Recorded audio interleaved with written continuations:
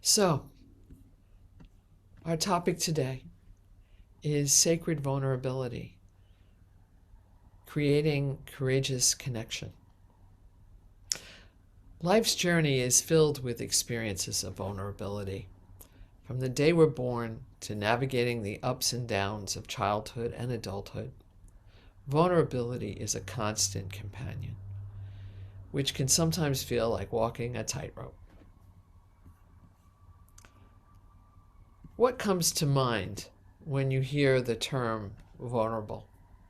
Is it weakness, uncertainty, fear?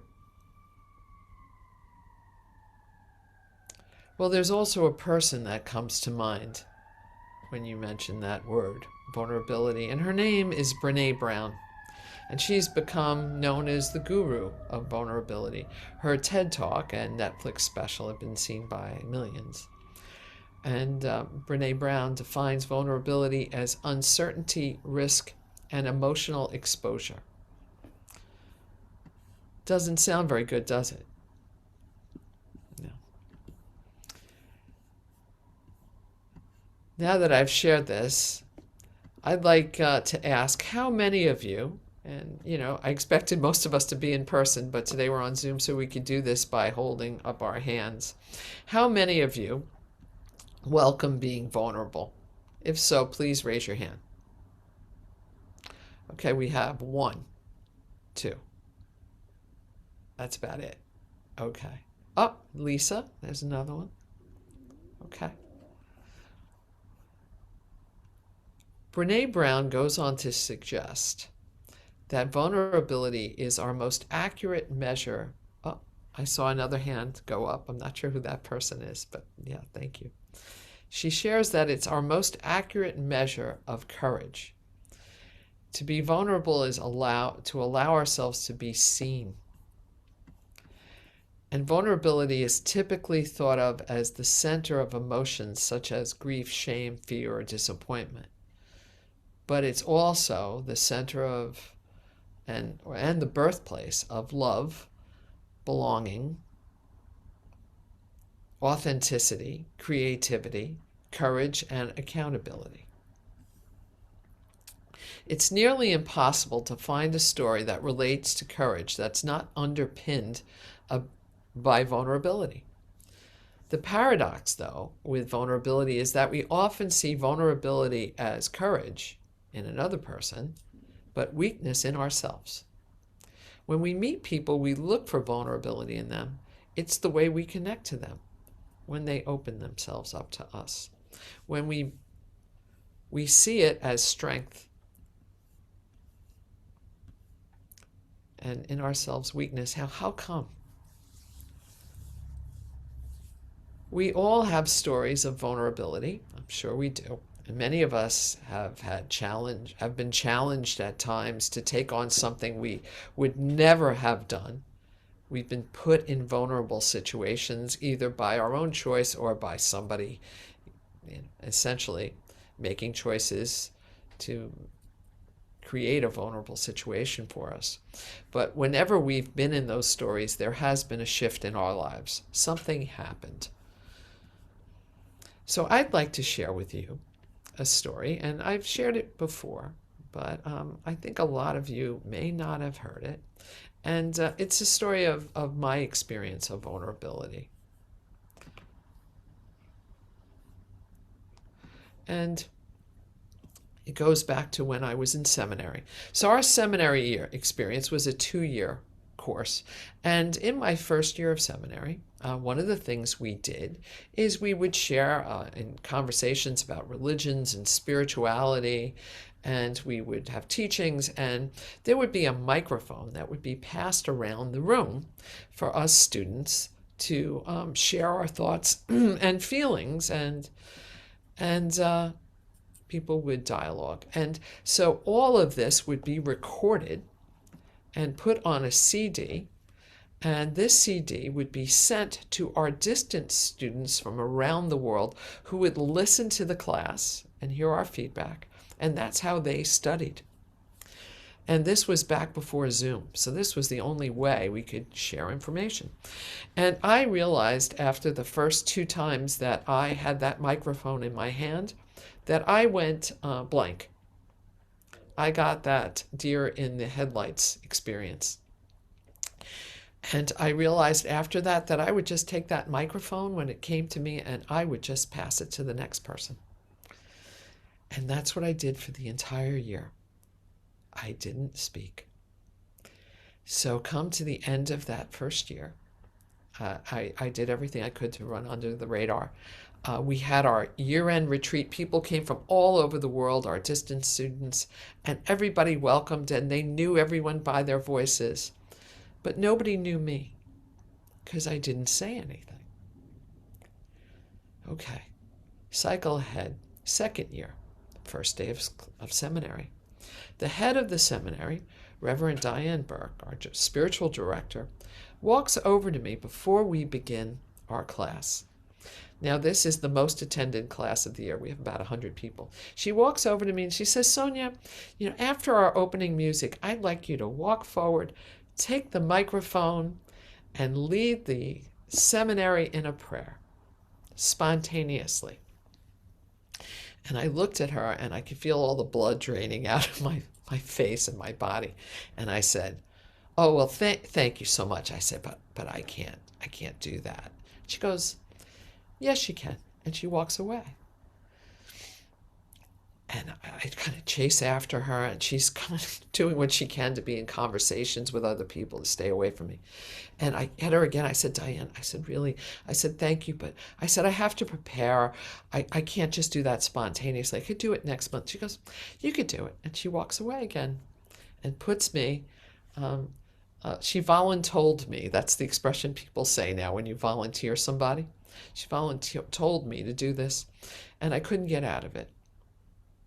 So the music ended, and I did as she requested of me, and I went forward, and I took the microphone, and I led the school in a prayer. And I sat down, and she decided this was her teaching moment, and she said to all the students, she said, I struck absolute terror in the heart of Sonia this morning when I approached her just 10 minutes ago to ask her to lead all of you in prayer. And when I asked her to do this, her response to me was, I can't do that.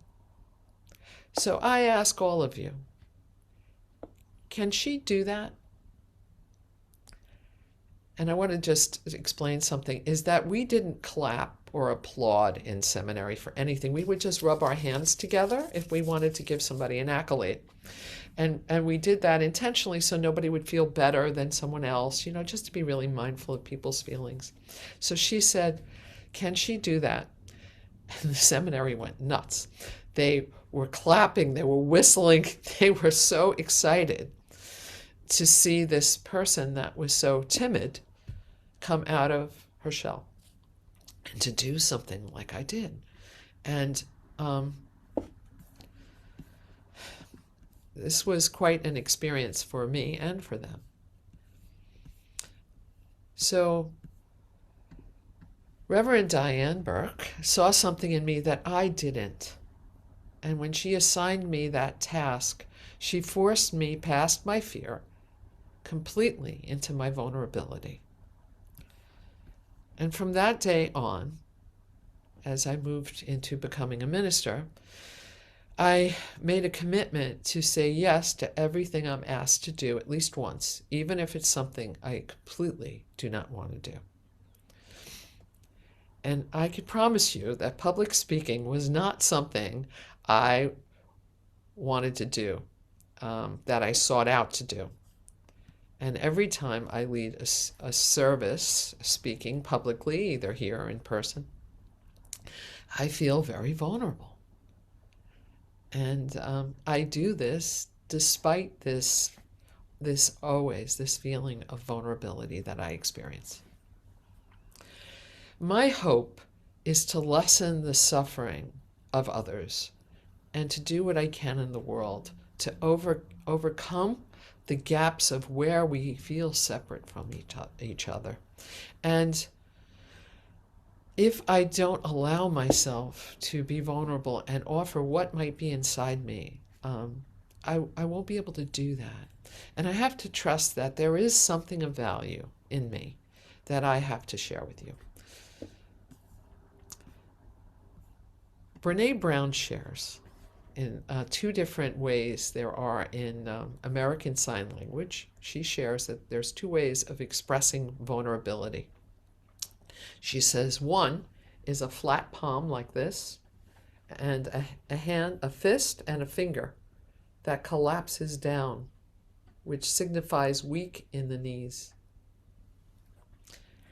She said there's another, which goes like this, and I'm going to try to position this correctly, where two fists go to your chest and then open out with a heart-opening courage. Both of those are used to express vulnerability. And she shares that vulnerability is our most accurate measurement of courage. She shares that as we watched kids on Disney movies, and I thought this was cool. As kids, we saw the courageous acts in Disney movies and in the films around us as strong and brave. We were often rewarded when we acted bravely ourselves. And we were told that boys shouldn't cry and that girls shouldn't do what is not pretty or pleasant. More or less, we received a message that we must mask our true selves, for being truly seen will lead to rejection. And clearly, there's a problem with that. How can we be courageous without being vulnerable?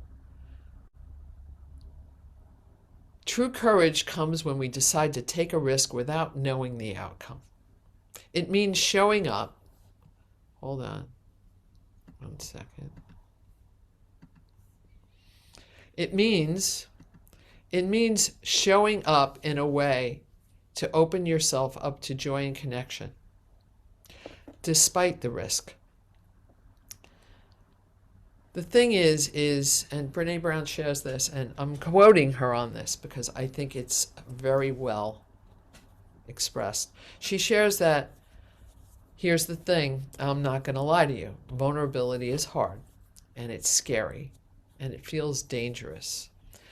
But it's not as hard, scary, or dangerous as getting to the end of our lives and having to ask ourselves, what if I would have shown up? What if I would have said, I love you? What if?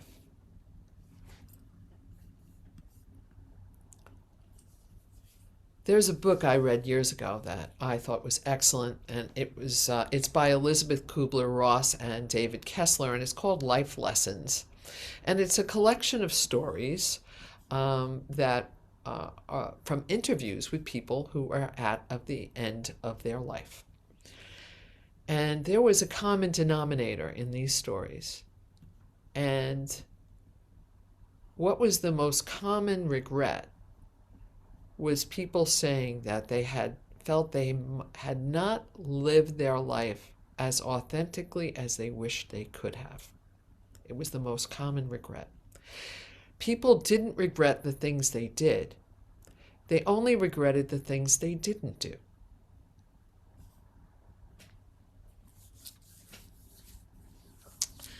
I used to be a people pleaser. And if any of you have had any exposure to 12-step programs, you're probably familiar with that slogan or that terminology. But somehow, over the last decade of my life, I'm not that anymore. And I do my best to navigate promoting harmony and oneness while still authentically speaking my truth. And I have to say that is not always very comfortable. Sometimes it works, and sometimes it doesn't. but being human is difficult. And in the words of Rita Mae Brown, the reward for conformity was that everyone liked you except for yourself. Isn't that excellent? And I'd like to share that not everyone will like you, and not everybody's opinion matters. Who matters the most to you? The person who needs to like you the most is yourself. You are the person you live with. We all have a spectrum of qualities within us that range from shame to love to courage. And there are times when we retract in fear, and there are times when we're heroic. And I sometimes think, and I'd like to support this by a teaching by somebody else, is that the spiritual path is to try to live our lives more awake to who we really are. There is a rabbi, his name is David Ingber. Many of us heard him speak when we attended a Shabbat service at Romamu in New York a year ago. He's brilliant, very interfaith, very inclusive.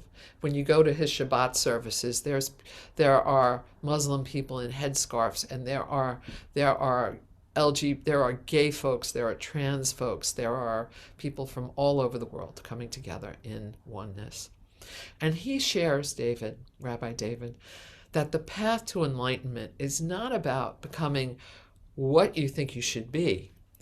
He says it's about revealing and embodying who you authentically are.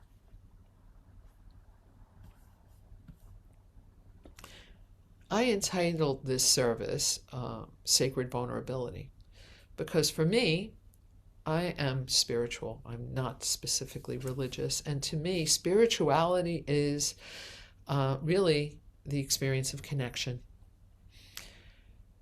And vulnerability is the door to open to connection.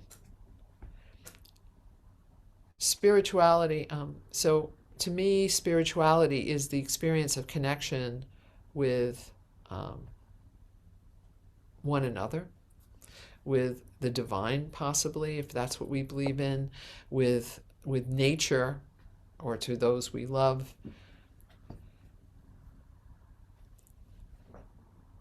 It takes vulnerability to do the things that are creative, to dance, to create music, to teach. There are many teachers here. There are many people that do work in the world to help others.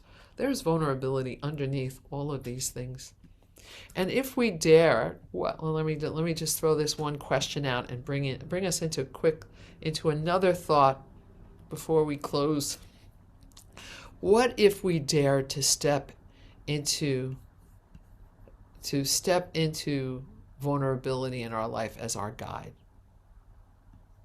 Interestingly enough, as Unitarian Universalists, our principles are grounded in the invitation to embrace vulnerability. And if we look through them, our inherent worth and dignity of our faith, our holding the inherent worth and dignity of every person, our standing for justice, equity, and compassion in human relationships, our acceptance of one another and encouragement to spiritual growth, these are all opportunities to invite vulnerability into these connections, to see our interconnectedness. And our sixth principle, the goal of a world community with peace, liberty, and justice for all, is specifically engaged in vulnerability. And as I think of that principle and that invitation to the beloved community, what comes to my mind is that we are in difficult times. I don't need to rehash what we have witnessed over the last few weeks, the last year, and the last 10 years, the last decade or more. And it is only through vulnerability can we move towards peace. It is only through vulnerability where we could lay down our arms and put down our fists and embrace the humanity in one another.